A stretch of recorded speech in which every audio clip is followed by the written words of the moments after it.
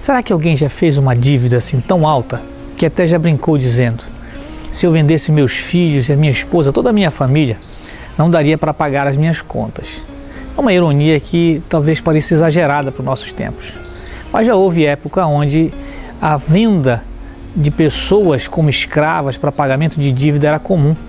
E Jesus se utiliza desse tipo normal de cultura da sua época para nos mostrar que o nosso maior endividamento para com Deus, na chegada do reino dele, isso seria totalmente eliminado. A mensagem de hoje é sobre isso. O reino dos céus cancela as dívidas. Você tem um minuto para Deus? No Evangelho de Mateus, no capítulo 18, a partir do versículo 23, está escrito: por isso o reino dos céus é como um rei que desejava acertar contas com seus servos. Quando começou o acerto, foi trazido à sua presença um que lhe devia uma enorme quantidade de prata. Como não tinha condições de pagar, o Senhor ordenou que ele, sua mulher e seus filhos e tudo que ele possuía fossem vendidos para pagar a dívida. O servo prostrou-se diante dele e lhe implorou: tem paciência comigo e eu te pagarei tudo. O senhor daquele servo teve compaixão dele, cancelou a dívida e o deixou ir.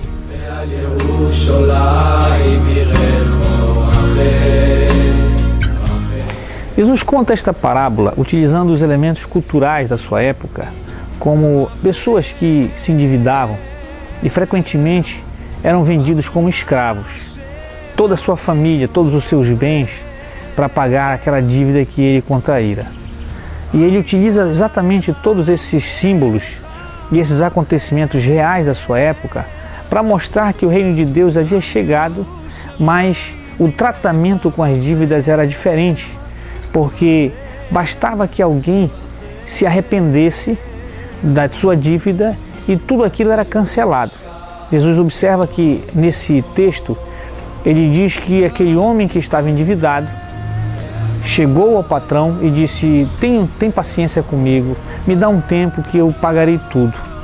E ele ficou tão sensibilizado que então dispensou toda aquela dívida. Jesus diz assim também que aquele homem, depois de ter feito isso, saiu da presença do seu patrão e fez o contrário. Alguém que tinha uma dívida bem menor com ele, ele o sufocou, ele o prendeu para que fosse pago aquela dívida. E depois o patrão ficou sabendo disso e exatamente por conta dessa situação, ele chamou aquele homem e disse: eu te dispensei toda aquela dívida e tu não tiveste coragem de perdoar o teu servo por conta de uma dívida bem menor? Então, a nossa atenção aqui é chamada, porque assim como Deus perdoou todos os nossos pecados, Ele também pede que nós possamos perdoar uns aos outros todas as nossas ofensas. E até mesmo essa é a nossa oração que deve acontecer.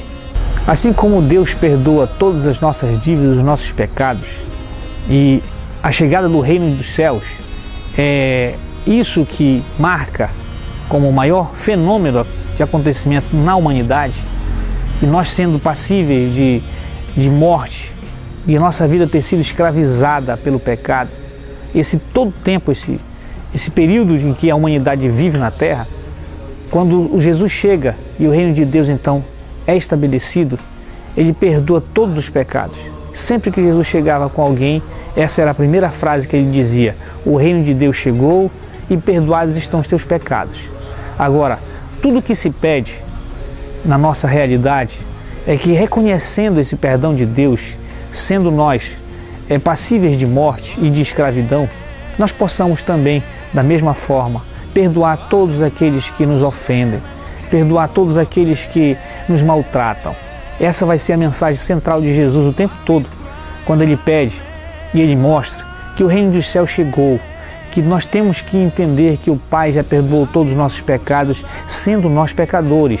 Ele nos ama e nos amou, sendo nós ainda os maiores pecadores na terra. Por isso, a minha oração de hoje é para que nós possamos entender esse fenômeno extraordinário do reino dos céus, do reino de Deus aqui na terra, de que Deus já perdoou, já reconciliou-se conosco em Cristo Jesus. Essa é a mensagem central do Evangelho. Jesus já esteve conosco aqui e reconciliou toda a humanidade com Deus.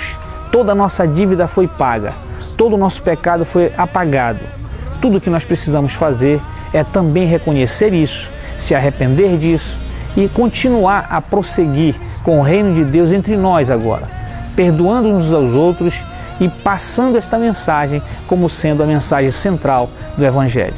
Que o Senhor possa te abençoar nesse dia e que você possa também entender que esse perdão deve acontecer entre todos nós. Que o Senhor te abençoe e te guarde, em nome de Jesus. Amém.